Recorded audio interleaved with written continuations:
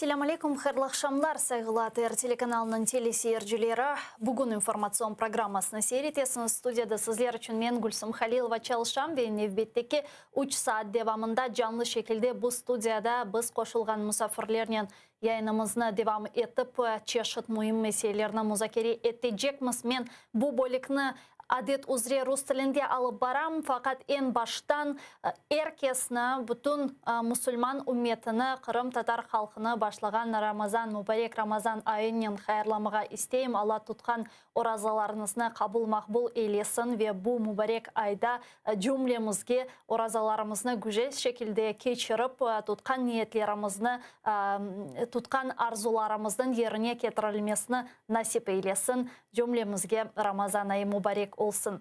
Добрый вечер. В эфире телеканала АТР. Вы смотрите марафон. Сейф АТР «Голос Крыма» Майя Бута в эфире. В студии для вас работаю я, Гульсум Халилова. Следующие 3 часа в этой студии с гостями, которые подключатся к нам в эфир, мы обсудим основные новости и события сегодняшнего дня. Для начала я предлагаю подключить к нашему эфиру нашего журналиста Романа Спиридонова прямо из Ньюзрума, который готов рассказать о новостях, которые готовят в выпуске «Заман». Рома, приветствую, мы слушаем тебя. Приветствую, Гульсум, приветствую всех наших зрителей. Журналисты «Заман» готовят выпуск, который выйдет в эфир вот уже через 2 часа. И о некоторых новостях, о которых мы будем рассказывать в нашем выпуске, я расскажу коротко сейчас. Начну с того, что заявление о том, что Украина сама выбирает свой путь, а Россия должна освободить оккупированные территории. Об этом заявил генеральный секретарь НАТО Йенс Столтенберг во время встречи с министром иностранных дел Украины Дмитрием Кулебой.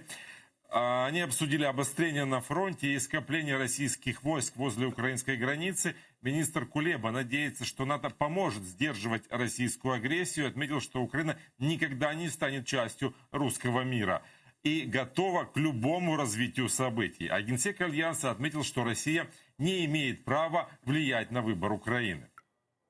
В посольстве США в Украине призвали Россию прекратить преследование независимых журналистов и освободить Владислава Есипенко. Внештатного журналиста «Крым Реалии» задержали 10 марта в оккупированном Крыму. Его оккупанты обвиняют в работе на украинскую разведку. Якобы он передавал спецслужбам журналистские материалы, которые он делал по заданию редакции. Как позже стало известно, к Есипенко не пустили независимого адвоката, а все признания были получены под пытками. И вот 6 апреля оккупационный Верховный суд, так называемый Верховный суд Крыма, отказал в апелляции на арест Есипенко, и в посольстве США в Украине заявили, что обеспокоены этой информацией и призвали освободить журналиста. А Россия запретила полеты в Турцию. С 15 апреля прекращаются чартерные туристические перевозки. Официально из-за того, что в Турции высокий рост заболеваемостью коронавирусом, до 50 тысяч случаев за сутки. По данным Ассоциации туроператоров России, только на майские праздники были забронированы туры в Турцию на 400 миллионов евро. То есть россияне заплатили за свой отдых именно такую сумму. Но вот с 15 числа чартерные рейсы отменяются. И тем счастливчикам, кто уже приобрел путевки, объяснили, стоимость тура не вернут при его аннулировании. Что интересно, запрет на авиасообщение совпал с визитом украинского президента Владимира Зеленского в Анкару. Зеленский с Эрдоганом обсуждали в том числе и поставки ударных беспилотников для Украины. В России обратили на это особое внимание. Министр иностранных дел этой страны Лавров призвал ответственные страны, в том числе и Турцию, не подпитывать милитаристские настроения Киева. Так что вполне логично предположить, что это, как любят россияне, асимметричный ответ Турции, пусть и за счет своих граждан. Кроме этого, мы расскажем и о так называемых судебных процессах, которые идут в Крыму, политических процессах над крымчанами, которые не согласны с оккупацией, которых преследуют по национальному признаку. Расскажем о ситуации с коронавирусом в стране и о ситуации в зоне боевых действий на востоке страны. Буквально уже меньше чем через 2 часа, в 19:00 на украинском и в 21:00 на крымско-татарском. Гульсум. Спасибо, Роман. Это был наш журналист Роман Спиридонов. Прямо из Ньюзрума. Не пропустите вечерние выпуски новостей на украинском и крымско-татарском языках. Ну а мы работаем в прямом эфире. На экраны ваших телевизоров режиссеры периодически выводят номер телефона +3 8073 419 41 58. Звоните нам абсолютно бесплатно по Вайберу. Присоединяйтесь по скайпу. atr.tv – это наш адрес. Подписывайтесь на сайт телеканала АТР, адрес которого вы видите на экранах atr.ua. Это адрес нашего сайта. Сегодня ваша подписка поможет нам продолжить нашу работу на нашем информационном фронте. Ну и подписывайтесь на YouTube-канал телеканала АТР, телеканал АТР большими буквами. Там мы вещаем как в онлайн-режиме, так и в записи, выкладываем все наши программы. Дабыр керек Кырым-татар тілінде сіздерге Ильян бермеге істейм. Сәлгі арқадашлар АТР телеканалының сайтына абоне олыңыз. atr.ua біздің адресіміз, сіздің абонеңіз бізге бүгін біздің жепемізде саваш жүрсетмеге, күреш жүрсетмеге ве çalışmaға девам етмеге ярдым етежектір. Білгенізге көре АТР телеканалының мали экономик проблемлері не язықке да чезілмей қала. Бұнен бері біз YouTube'да да çalışамыз. Анда онлайн шекілде яйынларымызны сейретмеге имканымыз бар ве анда біз программаларымызны да yüklемектеміз сайғылы арқадашлар. Мен ісе Романның айтып кечкен хаберлеріне кечмеге истеем, но я перехожу к обсуждению вышеупомянутых новостей моим коллегой Романом Спиридоновым. Президент Турции Реджеп Тайип Эрдоган в разговоре с лидером крымстарского народа Мустафой Джемилевым пообещал поспособствовать привлечению к крымской платформе дополнительных стран-участниц из исламского мира. Предлагаю послушать цитату лидера крымско-татарского народа.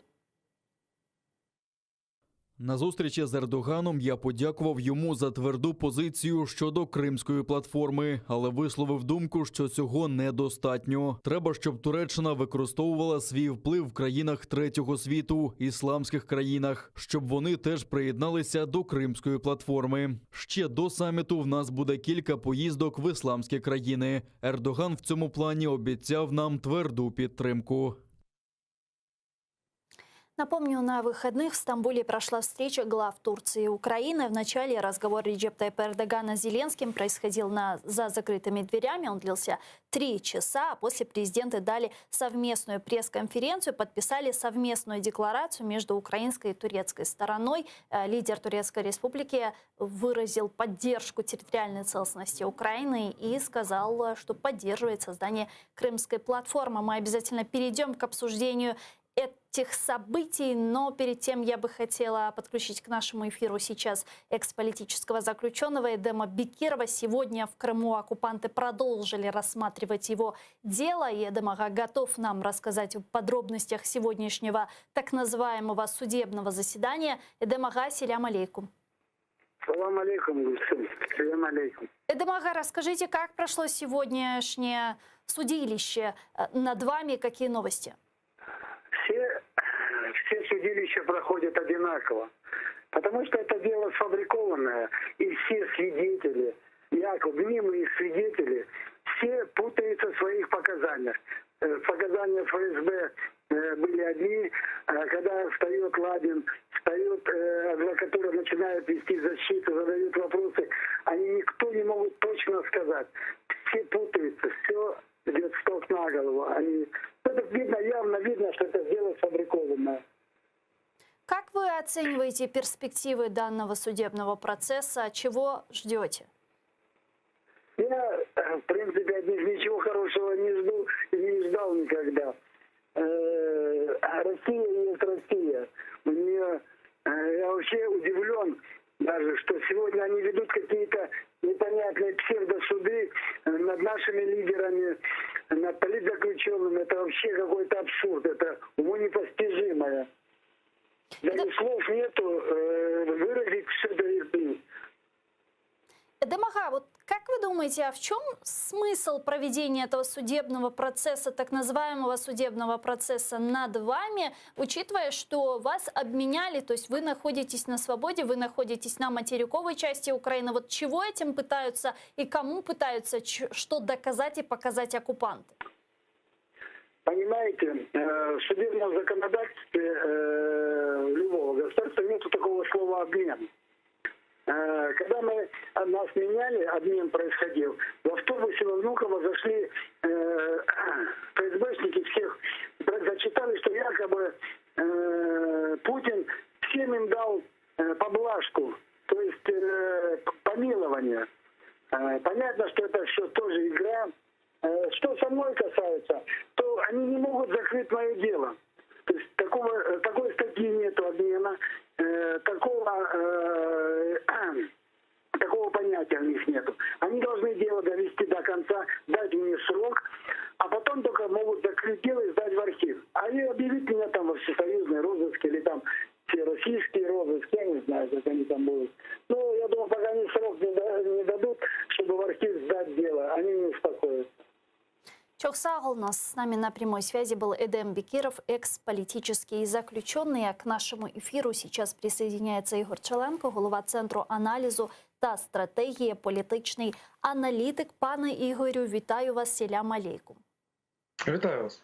Пане Игорю, до этого я давала цитату лидера крымского народа Мустафы Джемилева, который сказал, что Эрдоган пообещал поспособствовать к привлечению крымской платформе других стран исламского мира. Насколько важна роль Турции в крымской платформе? На самом деле очевидно, что именно Турция как фактически...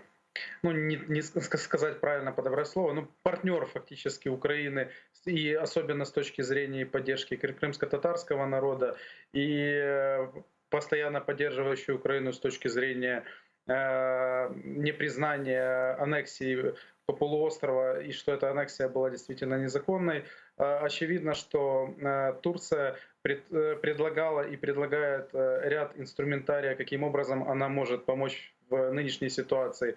Один из них действительно это усиление работы по крымской платформе. И крайне хорошо, что Мустафа Джемилев призвал, соответственно, руководство Турции помочь в этом вопросе, потому что действительно мы видим, насколько жестко и непримиримо Российская Федерация реагирует на саму инициативу крымской платформы. А это значит, что идея действительно крайне прогрессивная, и она может дать толчок к изменению политики вообще и мирового понимания, что происходит на полуострове, и действительно начать долгий путь на возвращение Крыма назад под украинский суверенитет. Это действительно крайне важно. Ну, вот вы уже видите, каким образом будет работать эта крымская платформа, или какой будет ее дальнейшая институциональная модель, ведь саммит уже приближается? Очевидно, что действительно саммит приближается, но хочу напомнить, что он должен состояться в августе месяце. На сегодня, очевидно, проходят переговоры по линии МИДа Украины, и мы стараемся, соответственно, набрать гораздо большее количество стран и обеспечить представительство на максимально высоком уровне. Соответственно, поэтому сейчас в публичную сферу не выходит более, скажем так, конкретика, она не выходит из-за этого. То есть мы сейчас действительно слышим декларации для того, чтобы наш противник, наш оппонент и наш враг в лице Российской Федерации не усилил противодействие, соответственно, к самой крымской платформе. То есть очевидно, что если будет конкретика больше пробиваться в СМИ по этому вопросу, то мы будем иметь больше проблемы, что может даже поставить под сомнение само проведение соответствующего мероприятия уже в августе месяце. Ну а каким бы все-таки, каким бы, по-вашему, вы бы считали результат работы крымской платформы отличный, хороший? Начнем с того, что, кроме осуждения, соответственно, того, что происходит в Крыму, в первую очередь меня бы интересовал вопрос решения вопроса о тех проблем, которые сегодня присущи гражданам Украины, проживающим в Крыму, в особенности и крымских татар. То есть мы должны дать полную оценку тех и криминальных, соответственно, дел, которые вот мы видим, и у вас было включение, соответственно, которые открываются против населения в Крыму и крымско-татарских активистов. Далее интересует вопрос безопасности. Без него никуда, соответственно, это безопасность в Черноморском регионе, а также поддержка Украины с точки зрения дел в международных судах, для того, чтобы Российская Федерация должна понести наказание за совершенное ей преступление. Ну а в рамках Крымской платформы, как вы думаете, можно ли разработать некий механизм давления, санкционный механизм давления новый на Россию, и как можно это будет потом имплементировать? Я уверен, что Крымская платформа это будет такая общественная площадка, которая действительно поможет, скажем так, недвозначно и на высоком уровне действительно начать разработку соответствующего пакета и санкций, и, соответственно, дорожные карты новых действий, противодействия Российской Федерации. Но также не стоит переоценивать само понятие Крымской платформы. То есть это сродни, ну, так, если я проведу аналогию, это вот как Давосский экономический форум, то есть неформальное собрание, но где решаются очень важные вопросы. То есть, по сути, Крымская платформа это будет нечто схожее, то есть она не будет переходить грань вот такой общественной площадки. Это тоже об этом надо помнить. Скажите, а какой тогда смысл говорить о Крыме на любой какой-либо платформе, если Россия наотрез отказывается в ней участвовать?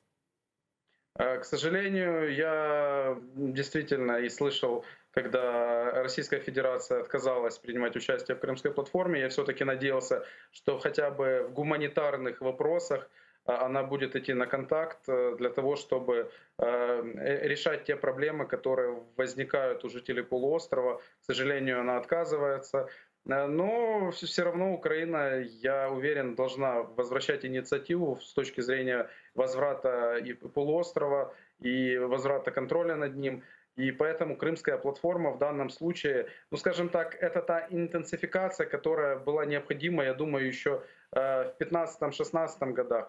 Но это не стоит расценивать, что там прошлая власть украинская что-то не сделала. Просто исходя из установок наших международных партнеров, мы все-таки больше апеллировали к минскому формату нормандской четверки, где нам говорили, вот есть тема Донбасса, и не стоит смешивать сюда Крым. Соответственно, сейчас немножко правила поменялись.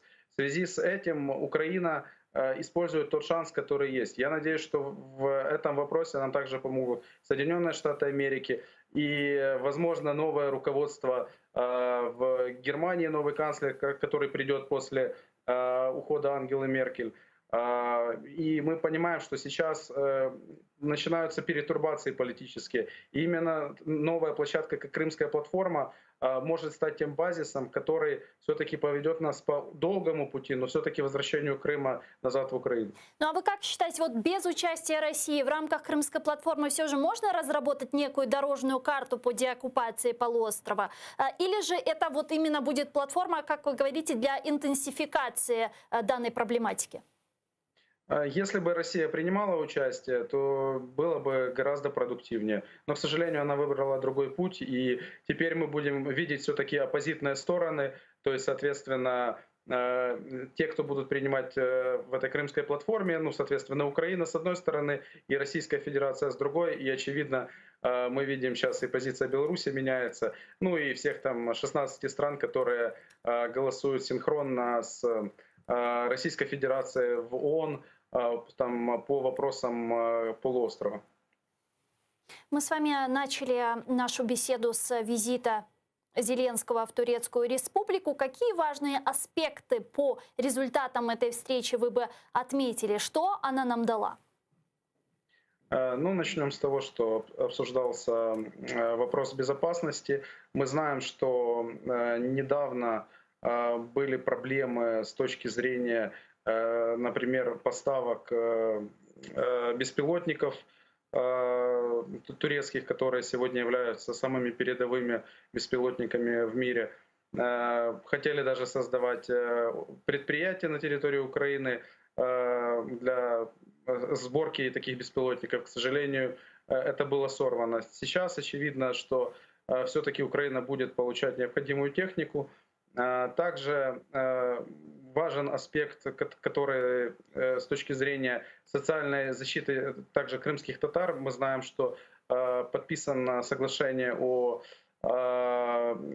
кооперации в части строительства 500 квартир для крымских татар льготных.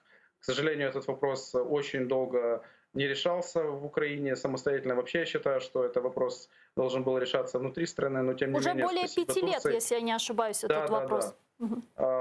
Вот. Но тем не менее, хорошо, что Турция в этот вопрос все-таки ввязалась. Это позволит нам все-таки, я думаю, реализовать данный проект. Также вопрос с точки зрения вливания турецкого бизнеса в Украину, поддержку нашей отечественной экономики. Мы знаем, что грядет большая приватизация, соответственно, Турция также и ее ресурсы, ее инвестиции зайдут в Украину. Я считаю, что в принципе визит был успешен. Также не стоит забывать и коммуникацию с точки зрения пути Украины в НАТО. Турция, скажем так, не обычный член НАТО, он имеет всегда такую обособленную позицию, но тем не менее мы знаем, что более 60 лет является ее членом, и, соответственно, крайне важно также и усиливать кооперацию в этом ключе. Поэтому, я думаю, в принципе, визит был крайне успешен, и он показывает, кстати, разворот частичной украинской внешней политики в сторону Близкого Востока, и, соответственно, усиление контакта с Турцией этому помогает.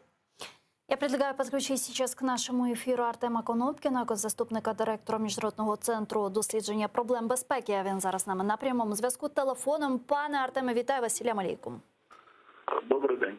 Пане Артеме, как вы думаете, связан ли визит Зеленского в Турцию с эскалацией на востоке Украины? Безумовно, це речі пов'язані, але тут говорити не тільки про ескалацію на Сході. Росія стрімко мілітаризує Крим, тобто відповідно Чорноморський регіон. В Чорне море, з Балтійського моря були перекинуті десантні кораблі. Також десантні кораблі скоро на Азовське море мають прибути з Каспійського моря, а якщо вже не прибули от сьогодні. Відповідно, це якби прямо стосується Туреччини, бо це її задній двір. Якщо хтось концентрує десь поблизу великі значні сили, то на це безумовно потрібно реагувати. І Туреччина відреагувала, заявивши, що вона не підтримує анексію Криму, раніше не підтримувала і зараз не підтримує, і виказала відповідно підтримку Україні в оцих безпекових чорноморських питаннях. Сегодня стало известно, что Россия ограничила перелеты с Турции. Может ли это как раз быть связано с визитом Зеленского и с принципиальной позицией Турецкой Республики? Как такая ответная реакция? Дивіться, це такий аналог помідорних війн. Якщо пам'ятаєте, коли Туреччина збила російський літак, який залетів у її російський, то була така сама історична реакція, тобто було обмежено продаж овочів, і, зокрема, помідорів, турецьких помідорів в Росії. І, відповідно, це назвали помідорною війною. Оце зараз туристична війна. Звісно, росіяни заявляють, що через зростання захворюваності на коронавірус вони там обмежили, здається, перельоти росіян. Я думаю, що безумовно в цьому є політичний момент. Тобто, воно так співпало просто чудесним образом. Відповідно, це такий, чим ще росіяни можуть відповісти Туреччині. Тобто якимись військовими заходами. Навряд там атакувати або щось зробити, да? А якихось інших важелів, крім таких демонстраційних, то я думаю, що в Росії на Туреччині не так багато. І так от вони вирішили покарати Туреччину, ну і заодно вони покарали десь, ну я дивився російські джерела, приблизно 600 тисяч росіян не зможуть відвідати Туреччину по вже купленим путівкам. І ці гроші, скоріш за все, згорять, тому що вони вже проплачені готелям. І, ну, відповідно, просто росіяни не поїдуть в Туреччину, і українці зможуть ну, нормально відпочити без росіян пару місяців. Последние 2-3 недели мы видим обострение на востоке Украины. Наша разведка сообщает о непрерывном стягивании российских войск к границам Украины. Мы видим, как Россия продолжает милитаризацию оккупированных территорий. Как вы отметили, сегодня стало известно, что из Каспийской флотилии Россия перебросила в Черное море 15 боевых кораблей. Как вы думаете, в случае полномасштабной военной агрессии России на Украину, какое место и какую роль будет занимать Турецкая республика? Ну, я думаю, що принаймні якусь політичну підтримку і, можливо, логістичну підтримку силам НАТО і якесь постачання, там, можливо, нелетальної допомоги ми можемо в даному випадку розраховувати. Ну, було би ну, якось по-дитячому наївно думати, що хтось буде воювати за нас. У нас, в принципі, є один союзник – це Збройні сили України. Все інше, тобто США, Великобританія, Туреччина, безумовно, нам будуть допомагати. Вони зацікавлені в тому, щоб Росія тут загрузла надовго, якомога серйозніше. Але якихось військових заходів, я думаю, ну, очікувати не варто. Так? То ми дорослі люди. Туреччина нам допомагала в 2014-2015 році постачанням обладнання. В нас дуже широкі зв'язки між українським і турецьким військово-промисловим комплексом. Тобто у нас є там спільні розробки, ми випускаємо вже продукцію готову. Ми туди постачаємо якесь озброєння, вони нам постачають озброєння. Ну, відповідно, я думаю, вони можуть прискорити постачання там ударно-розвідувальних безпілотних систем Байрактар, наприклад. Якщо буде серйозне загострення, да, тобто ми можемо, я думаю, очікувати того, що ці системи надійдуть у найкоротший термін. Або системи зв'язку там АТО-САН, да, які вже стоять у нас на озброєнні, тобто постачання може бути збільшено. Щось, думаю, от так от буде виглядати ситуація в разі розширення агресії Росії. Дякую дуже. Чух Сагулнес, Артем Конопкін був з нами на прямому зв'язку, заступник директора Міжнародного центру дослідження проблем безпеки. Россия продолжает перебрасывать на территорию оккупированного Донбасса личный состав, оружие, боеприпасы, горюче-смазочные материалы и другое военное имущество. Только за прошлую неделю на Донбасс прибыли около 250 военных из России. Об этом сообщает Главное управление разведки Министерства обороны Украины. Ночью в районе операции Объединенных сил на востоке Украины боевики совершили 15 обстрелов и 2 дистанционных минирования, застрелили одного украинского бойца. А президент Украины Владимир Зеленский тем временем заявил о проверке России отношений Киева и Запада. Он заявил журналу «Тайм», что агрессивные действия России у границ Украины станут испытанием. Що вони хочуть зробити, то це підняти температуру рівно настільки, щоб показати, що Захід не впевнений у своїй підтримці України, що вони насправді не бачать в нас партнера. Це свого роду тест. Вони хочуть, щоб Захід боявся сили Росії, її могутності. У цьому немає великого секрету. Глава украинской делегации в трехсторонней контактной группе в Минске Леонид Кравчук считает, что Украине следует быть готовой к любым действиям России, в том числе и к полномасштабной агрессии. Не можна сказати, що війна розпочнеться завтра, але за такої риторики скупчення військ і загострення на Донбасі не слід виключати жоден сценарій дій Росії. Главы МИД стран группы 7 G7 и глава европейской дипломатии Жозеф Боррель в понедельник призвали Россию прекратить провокации вблизи границы с Украиной. Вот их совместное заявление. Ці масштабні переміщення військових, що проводяться без попереднього сповіщення, є загрозливими і дестабілізують ситуацію. Ми закликаємо Росію припинити провокації і негайно знизити напруженість відповідно до міжнародних зобов'язань. Зокрема, ми закликаємо Росію дотримуватися принципів і зобов'язань ОБСЄ, які вона підписала щодо прозорості пересування військових, і виконати процедуру, встановлену відповідно до розділу 3 Віденського документа. Предлагаю подключить к нашему эфиру еще Олександра Кондратенко, політичного аналітика, політтехнолога, головного консультанта Департаменту аналітичного супроводу Офісу глави АПУ у 2014-2016 роках. Пане Олександре, вітаю вас, селям алейкум. Добрый день. Пане Александр, вот многие аналитики говорят о том, что единственное, что говорит о том, что войны может и не будет, это демонстративный характер перемещения войск у границ Украины. То есть говорят, что это блеф. Действительно, как вы думаете, это просто демонстрация или же есть реальная угроза полномасштабной войны? Я считаю, это информационно-психологическое давление, не более того.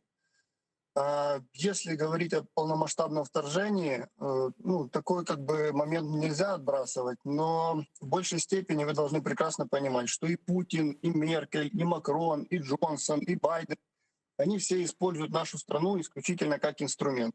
Инструмент в своих геополитических играх. Вот. Для Российской Федерации полномасштабное вторжение — это, можно сказать себе, выстрел в ногу, если не в голову. Учитывая то, что экономический кризис всемирно никто не отбрасывал, пандемию никто не отбрасывал, плюс это очень дорого бьет по карману. То, что происходит сейчас на территории Российской Федерации вдоль наших границ, это не первый год, скажем так, у них такие учения тактические проходят. С другой стороны, понятное дело, что такого количества вооружения еще не было задействовано. Я в целом крайне скептически отношусь к тому, что будет эскалация конфликтов в плане того, что Российская Федерация ведет регулярные войска РФ на территорию Украины, потому что это за собой повлечет, поломает ту конструкцию, в которой сейчас есть на данный момент между, скажем так, Европейским Союзом, Соединенными Штатами Америки, Британией и Российской Федерацией.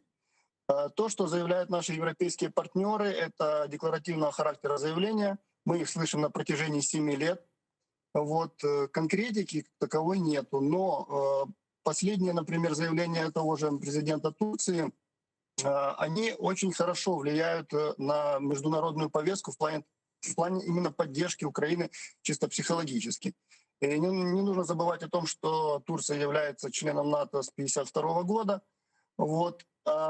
Все заявления, которые говорит президент Зеленский, имеют место быть, но, я повторюсь, если рассматривать с точки зрения вступления Украины в НАТО, что могло бы завершить военный конфликт на территории Украины, вы должны понимать следующее, что ни Германия, ни Британия, они не видят нас членами НАТО. И они об этом заявляют еще с 2008 года, если я не ошибаюсь, так называемый Бухарестский саммит, который был. Ну вот к НАТО мы еще вернемся. Мне вот что интересно, если действительно это блеф, это демонстрация силы, это игра мускулами и такая информационно-психологическая атака, то с какой целью? Какую цель преследует Россия? Возможно, какие политические преференции пытается добиться Путин? Дело в том, что Российская Федерация, она единственное, чем может российское руководство еще показывать для своих граждан, что та власть, которая есть на данный момент и уже на протяжении длительного периода, так называемая, назовем ее легитимной властью, но поддержки как таковой это просто рисуют социологи, что там такая большая поддержка. Они единственное, чем могут еще играть, это то, что своим согражданам показывают враг возле ворот. Так называемый враг возле ворот. Это страны НАТО, это США. И вот этой вот историей в плане войны полномасштабной сплотить население Российской Федерации у них не получится. В Кремле прекрасно понимают, что это не тот шаг. Но руководство РФ, они вот эту вот историю, в принципе, используют. И это, наверное, единственное, что у них осталось, чтобы показать, что они еще могут как-то чувствовать себя на плаву. Поэтому для своих сограждан они показывают их мощь. Для всего мира они показывают, что Российская Федерация остается еще игроком на политической карте мира. А фигурками в данном случае выступаем мы, к сожалению.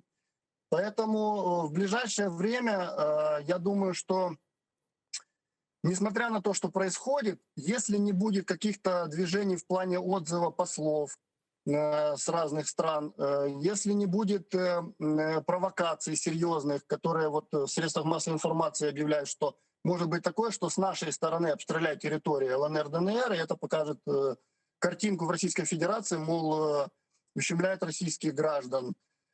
Они дальше продолжат раздавать российские паспорта на территории этих республик непризнанных. Они попробуют максимально все-таки давить на то, что необходимо следовать Минску.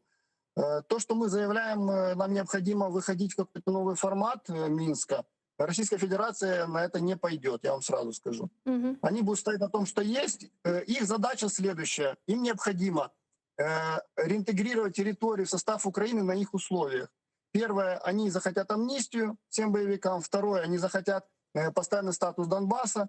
И третий момент, им необходимо будет сделать так, чтобы в статусе Украины это была федеративная республика. Как только мы поменяем, если это произойдет, не дай бог, у нас поменяется наш устрой. Мы с унитарного государства превратимся в республику федеративную. И это неизбежно может повлечь за собой такие вот разрушительные процессы на Западной Украине, потому что сепаратизм на Западной Украине, он также есть. И люди, которые живут на границе с Венгрией, с Польшей, они некоторые, но я не могу говорить за все население Западной Украины, многие из них были бы счастливы присоединиться, например, к Венгрии. Поэтому вот это ни в коем случае нельзя допускать. Пане Игорю, ряд аналитиков говорят о том, что на фоне экономических проблем, социальных проблем, проблем в сфере международных отношений Путину нужна маленькая победоносная война. В Сирии этого сделать не получилось, но зато вот Украина под рукой. Это реально? Как вы думаете, ваша точка зрения? На самом деле, вот небольшая ремарка на сказанное. Я все-таки думаю, что здесь нечто большее, нежели игра мышц. Почему? Потому что есть крайне важный фактор. Это, соответственно, обработка своего населения с заменой информационного распорядка. То есть обратите внимание, насколько через федеральные каналы, через другие информационные ресурсы сегодня пытаются внедрить мысль именно гражданам России в необратимости войны с Украиной в случае, если Украина там что-то спровоцирует, что-то нападет и так далее. То есть вот, соответственно, вот эта агрессия информационная, она усилилась за последние 3 месяца в несколько раз. И если вы мониторите, соответственно, информационное пространство соседа, это чувствуется очень сильно. И в такой ситуации действительно может быть, ну, скажем так, некая провокация. Я бы не сказал, что это будет полномасштабное вторжение, но действительно провокация для того, чтобы заставить украинцев на передовой действовать. И уже какая-то будет ответка, которую будут раздувать, соответственно, для внутреннего российского зрителя перед выборами в Российскую Госдуму. Мы все знаем прекрасно, что у них новые выборы в сентябре месяце, и необходимо показать, соответственно, рост народной поддержки. А в Российской Федерации все прекрасно помнят и личный рейтинг Путина после аннексии полуострова, и сам рейтинг «Единой России». Соответственно, здесь может действительно быть некая и военная провокация в том числе. Украина тогда готова будет дать отпор? Как вы думаете, вот в каком состоянии сегодня какие наши позиции в случае полномасштабного вторжения? Как будет действовать Украина? Ну, я скажу, что Украина морально готова, конечно, дать отпор. Я по неофициальным источникам получаю информацию, что действительно мы перебазируем наши военные силы ближе к границам, перестраиваем оборону сейчас в связи с новыми угрозами, а также после официального принятия указом президента военной стратегии Украины недавно. И, соответственно, очевидно, что такие угрозы понимают власти, но, тем не менее, насколько именно готовы физически, наши военные усилия и наша военная потенция, она разнится многократно. И, конечно, здесь, скажем так, столкнуться исключительно военным путем, здесь Украина не будет первой. Поэтому мы говорим о дипломатическом решении вопроса, поскольку мы должны защищаться за счет своей армии, но в том числе и привлекая наших западных партнеров и используя экономические санкции и так далее.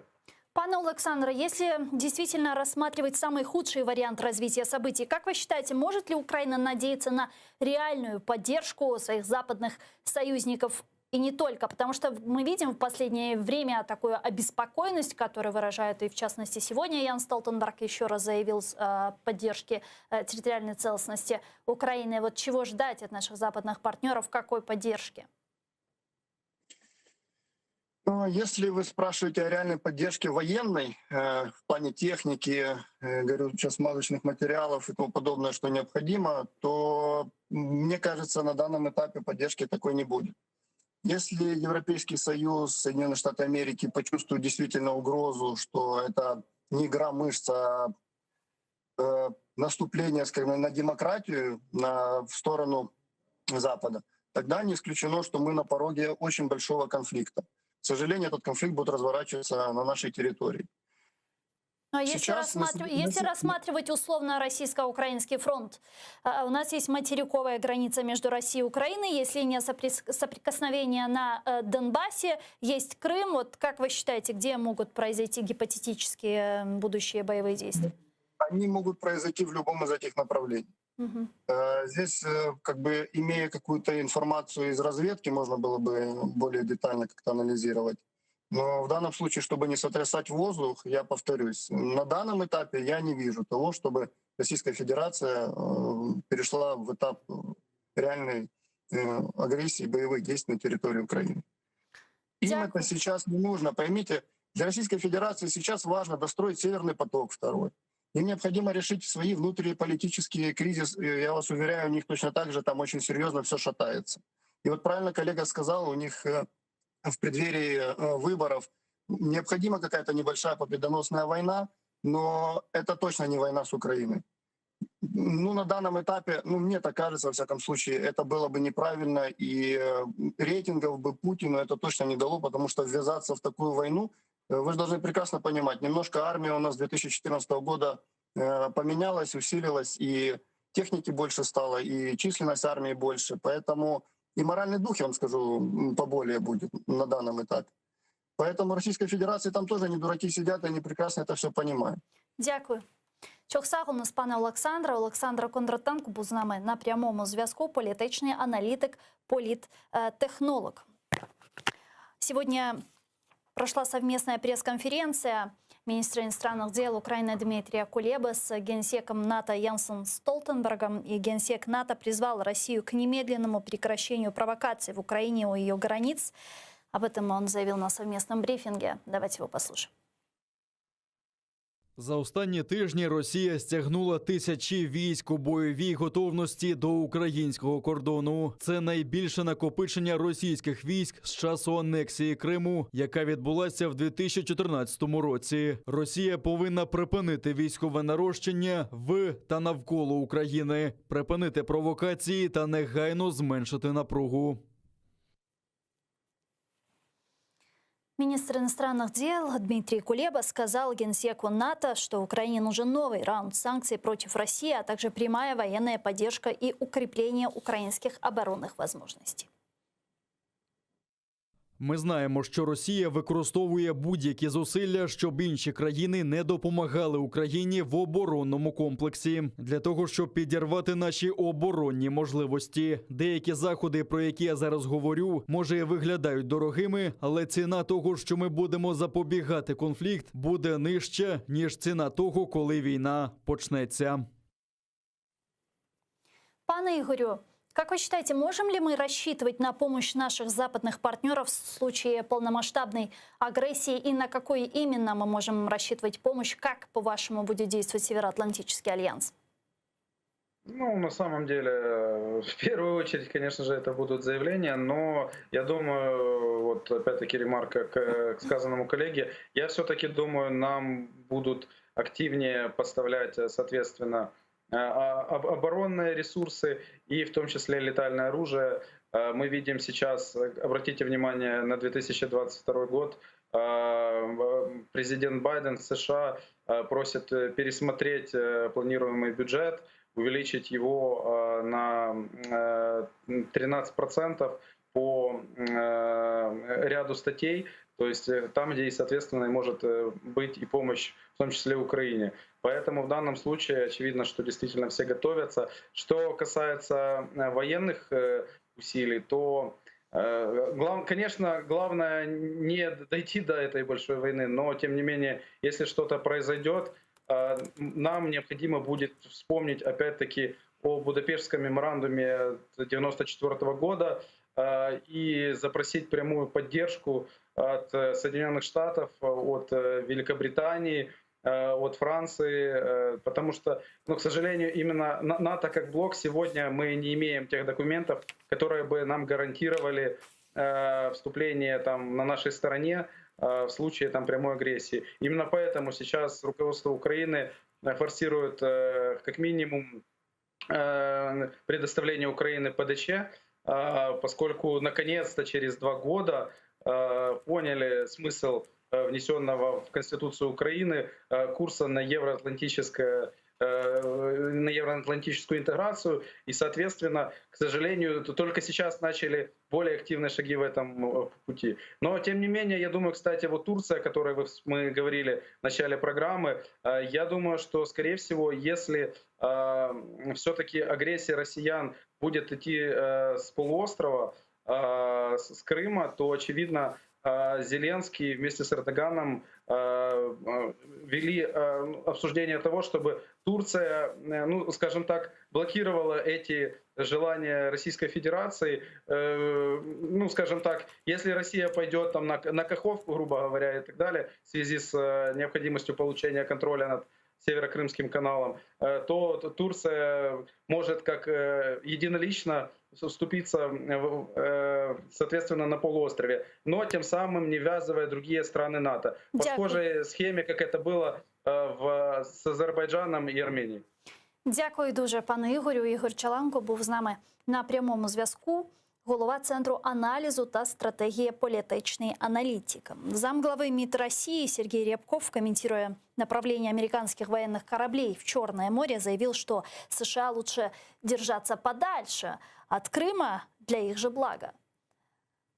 Предлагаю послушать вот цитату. Американским военным кораблям вблизи наших берегов делать абсолютно нечего. Это чисто провокационные меры, которые они осуществляют. Провокационные в прямом смысле слова. Они проверяют нас на прочность, играют на нервах. У них ничего не получится. Мы предупреждаем США, что им лучше держаться подальше от Крыма, от нашего Черноморского побережья. Это для их же блага будет. Также сегодня стало известно, что десантные и артиллерийские катера Каспийской флотилии РФ совершают межфлотский переход в Черное море под предлогом учений. С нами сейчас на прямой связи Максим Ялі, професор кафедри міжнародних відносин, інформації та регіональних студій в Національному авіаційному університеті. Пане Максиме, вітаю вас, салям алейкум. Доброго вечера.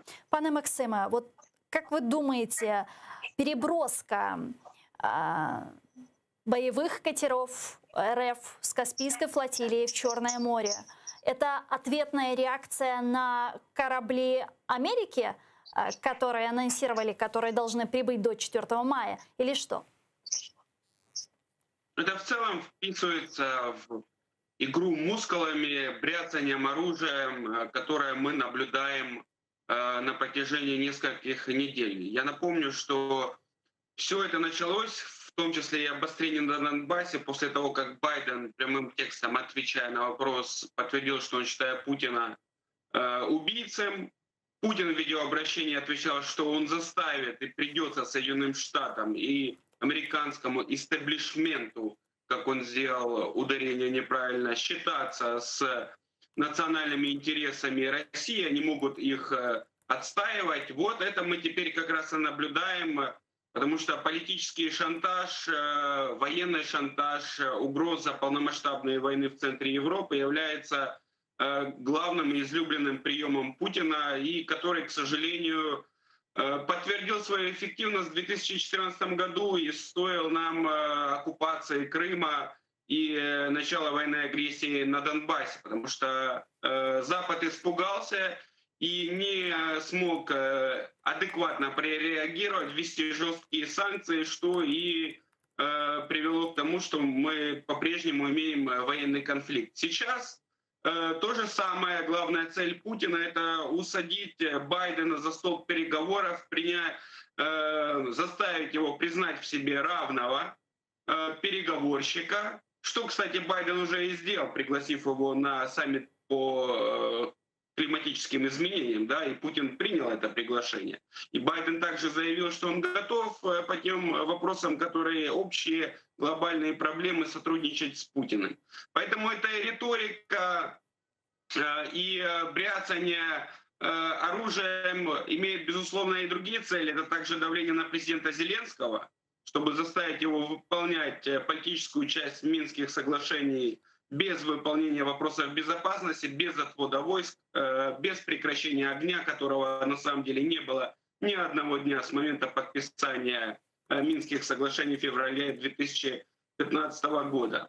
Ну и, безусловно, повысить уровень сплоченности вокруг себя внутри страны, государства. Эта пропагандистская машина вновь включена на полную, и это сплачивает основной электорат, который по-прежнему смотрит зомбоящик, верит тому, что рассказывают Соловьев, Скобеевы и так далее. Поэтому ставки будут повышаться, но подчеркну... Ну а до каких пор будут повышаться эти ставки, если Запад не будет идти на уступки, о которых вы упомянули выше? Ну, скажем так, сейчас Байден, как он признался, он хорошо знает лично Путина, и он понимает, что стоит за этой тактикой бряцанием оружием. Сигналы звучат четкие, возможность санкций и против Северного потока, и против российских банков, если вот мы замечаем, если там информация последних там, дней, недели в американских СМИ, до того, как переговоры, которые мы не видим, они официально, они всегда идут, пока не будет какого-то компромисса. В частности, Путину необходимо, чтобы ему дали достроить Северный поток-2, потому что он имеет, кроме экономического и геополитическое важное для него значение, а именно исключить Украину как страну-транзитера и убрать этот рычаг давления, в том числе и сдерживающий против полномасштабной агрессии, потому что по-прежнему есть контракт, да, на объемы там 40-50 миллиардов кубометров, и пока не достроен этот газопровод, не может полностью исключить Украину. Поэтому это еще один фактор, который сдерживает на самом деле Путина. Ну и безусловно, он 7 лет твердит, и пропаганда российская, что Россия не является участником конфликта в Украине, а лишь гарантом выполнения Минских соглашений. Если они начнут полномасштабную агрессию, безусловно, всем станет ясно, что это Россия, и пойдут серьезные санкции. А экономика России сейчас находится в гораздо худшем состоянии, чем она находилась в 2014 году. И тогда, напомню, под угрозой санкций и введения после секторальных санкций, которые действительно ударили по российской экономике, а главное, обвал цен на нефть, Путин остановился и не пошел дальше по созданию так называемой Новороссии. Хотя, безусловно, он от этой идеи не отказался, и нужно быть готовым. Другой вопрос, что наша украинская власть не делает того, что она должна делать в условиях такой полномасштабной агрессии. Это также подтверждает, что, видать, идут там переговоры, в том числе и с российской стороной, и наше руководство по-прежнему не верит в реалистичность полномасштабной войны. Там президент Зеленский бегает под камерой CNN на передовой в окопах с журналистами, однако не развертываются войска, не дается там закон о территориальной обороне не принят, не идет мобилизация, не идет оповещение населения, как действовать, если будет такая полномасштабная агрессия. Ничего этого нет.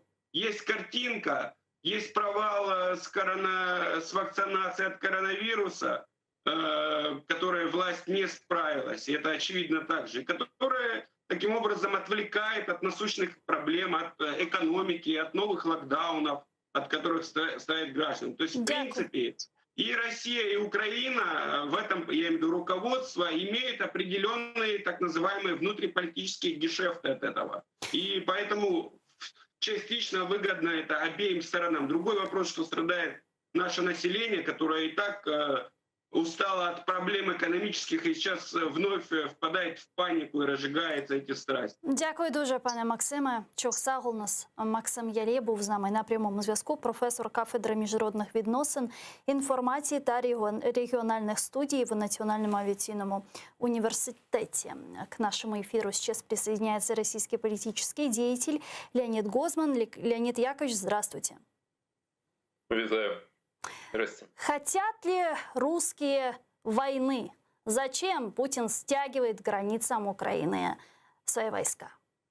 По-вашему? Ну, тут ведь важно, кого вы понимаете под русскими, да? Если вы понимаете русский народ или российский народ, то, разумеется, нет. Разумеется, нет, никто этого не хочет. Абсолютно. Нету идиотов таких. Другое дело, что не все понимают, что война будет не в телевизоре, а на самом деле.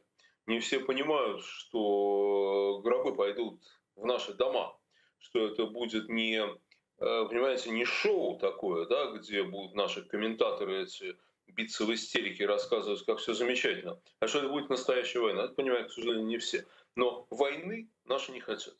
Но вот наше руководство, боюсь, что оно войны скорее хочет.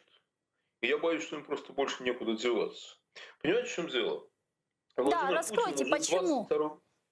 Что? Да, раскройте подробнее, вот почему, зачем, и также много вот проблем, экономическая, социальная сфера, коронавирус и так далее.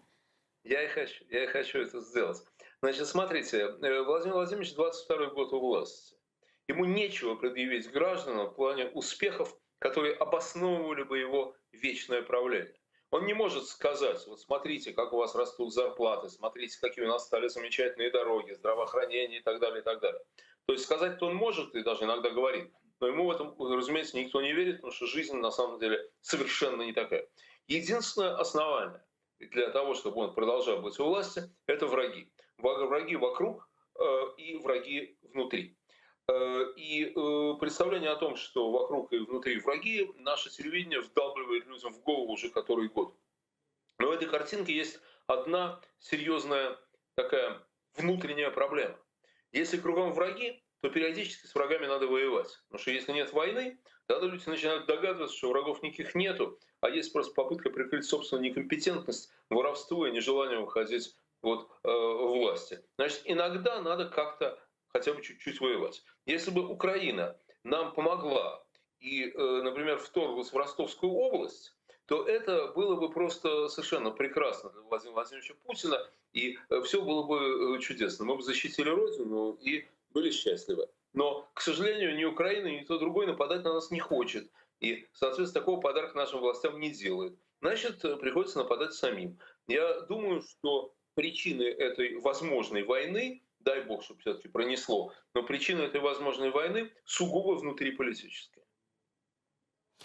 То есть, по-вашему, Путину нужна сейчас такая маленькая победоносная война? В Сирии не получилось, зато вот есть Украина под рукой, да и плюс выборы приближаются в Госдуму. Так получается? Да, но только выборам это не поможет, никакой консолидации не будет, никакого донецкого консенсуса, аналогичного Крымскому, в России не будет, потому что всех уже достали эти разговоры о распятых мальчиках, о том, как злые бандеровцы не разрешают говорить по-русски и так далее. Вообще все это уже никого совершенно не интересует. Да?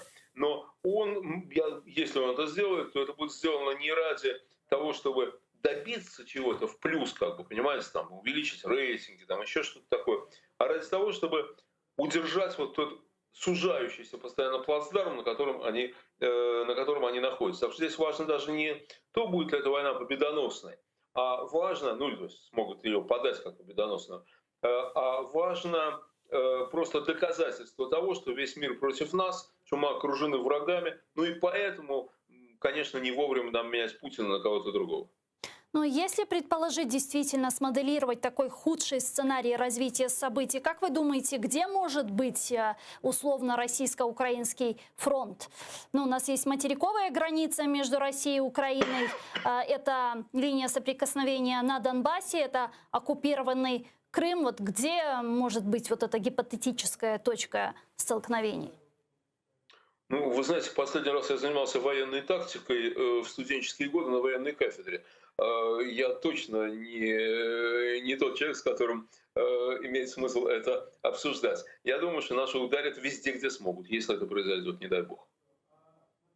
А как же реакция Запада? Путин не боится более радикальных санкций, более серьезной реакции Запада? Ну, вы знаете, ведь пойдет или не пойдет он в атаку на вашу страну, зависит от того, какую цену он за это заплатит. Да? А цену он может заплатить, две цены. Он может заплатить ту цену, которую ему выставит Запад своими санкциями, и он может заплатить ту цену, которую выставите вы. Значит, насколько он боится санкций Запада, мне очень сейчас трудно сказать, потому что, понимаете, вот эти там условно российские элиты, верхние 10 тысяч, они, конечно, страдают очень сильно от санкций, и они их не хотят. Я не уверен, что они могут повлиять на президента. Сам же президент и его какие-то ближайшие друзья и товарищи, они уже прошли точку невозврата, им терять особенно нечего. Значит, они уже, конечно, вынуждены будут сидеть, окопавшись здесь, за большими заборами, с охранами, бесполетными зонами, чтобы благодарный народ не пришел в их поместье. Вот. Думаю, опасаются западных санкций, но не очень сильно. Я думаю, что он надеется на то, что Запад серьезных санкций предпринимать не будет, потому что Запад думает, ну, любая страна думает прежде всего о себе, о своих интересах, то есть они не будут предпринимать те санкции, которые им самим будут дорого стоить. Но есть вторая цена, которую его может выставить вы. Путину трудно пойти на большие человеческие потери, потому что если, не дай бог, в дома его же электората будут возвращаться их сыновья и внуки в гробах, то этот самый электорат может отказать ему в поддержке. Понимаете, отказать. И скажет: царь не настоящий.